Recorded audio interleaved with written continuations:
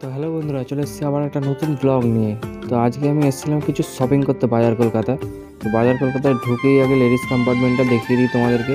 এই দেখো, এখানে লেডিসদের পুরো নিচেটা পুরো লেডিসদের জন্য, ঠিক আছে। আর এখানে একটা আয়না দেখতে পেয়ে আমি তো পুরো চুল নিয়ে ব্যস্ত হয়ে গেছি, চুলটাকে একটু স্টাইল করছি।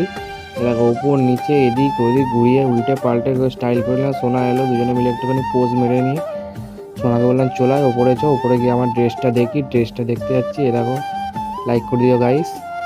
তো এই দেখো, এই দুটো জিনিস আমি নিয়েছি। আসলে তিনটে জিনিস নিয়েছিলাম আমি, আর দুটো আছে হাতে। এটা আমি ট্রায়াল রুমে যাব পড়তে, ট্রায়াল রুমে ট্রায়াল নিয়ে এবার যাব নিচে। এই দেখো, নিচে নিয়ে একজন চলে গেছে, তো আমি এটা নিয়ে যাচ্ছি।